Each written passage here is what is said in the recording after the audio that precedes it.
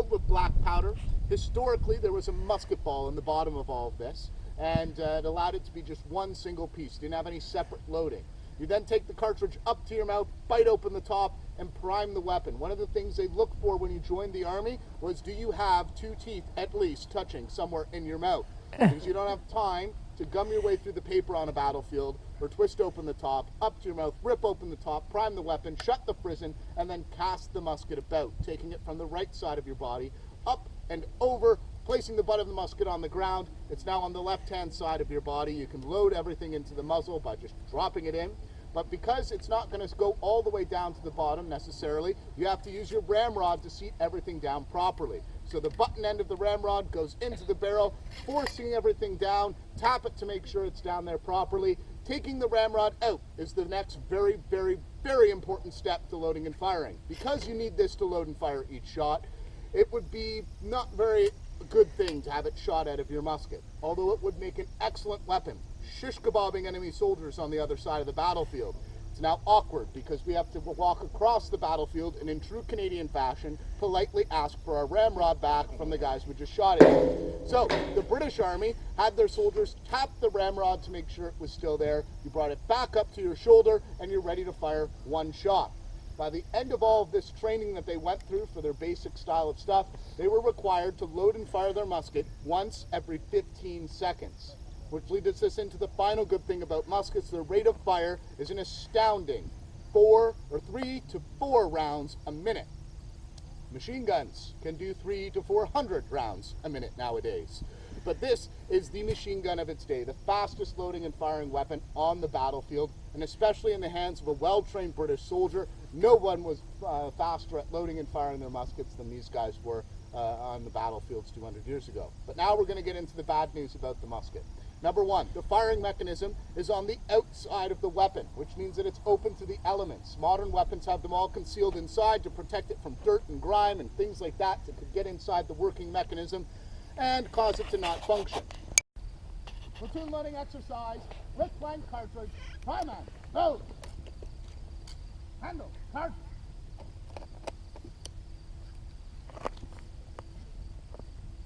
Prime. Pass about. Load.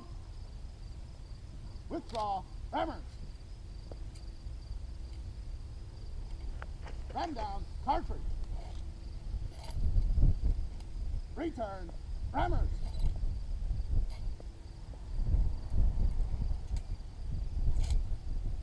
Shoulder. Arms. Make. Ready. Present. Fire.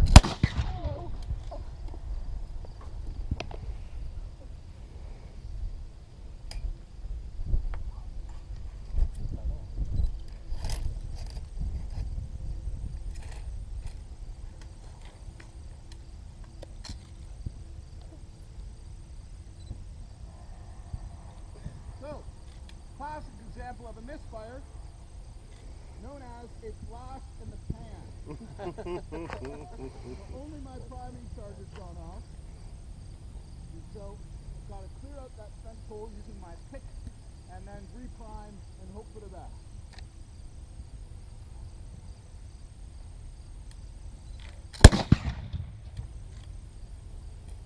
There we go.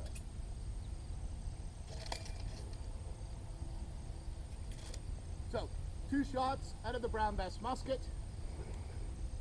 There's another weapon that a British soldier was issued with on the battlefield 200 years ago, and that was its bayonet. It could be affixed to the end of the musket.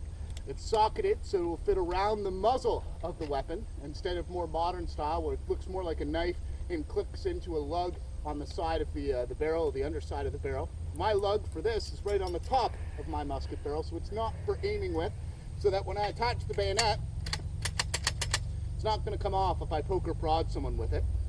Pretty good length on it, triangular in shape, causes a really nasty wound when you poke somebody with it. I'm also not sterilizing it before I poke somebody with it. So pretty feared weapon because they know that it doesn't misfire and they know it's 100% accurate. So 9 times out of 10 when you're faced with fighting with a bayonet, you're turning around and running the other way. What the British were very fond of doing is letting you get super close to them, within 25, 30 yards from their line, aiming their muskets at you, firing a volley at devastating range where nobody's going to miss, and then fixing bayonets and charging at you and routing you from the field that way. And then forming back up, waiting for you to come back at them again. That was sort of their style, their theory behind their fighting on the battlefield. But if you look through history, bayonets have been very long on the end of weapons up until the end of the First World War. And when the Second World War comes around, you see pictures of soldiers with bayonets on, and they're about half the size they used to be. And the reason for that is that horses were replaced by tanks. No matter how hard you try, bayonets are useless against tanks.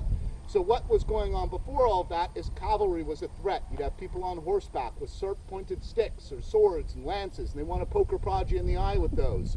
The infantry cannot move as fast as men on horseback, so what they can do is they're going to have to rally around forming square. Everyone facing outwards, the front rank kneeling with the bayonets fixed, and the rear rank behind like this. And what you've done is made a wall of bayonets, and horses, being the smart animals that they are, realize sharp pointy thing on the end of the thing that goes bang is going to hurt if I ride right on top of it.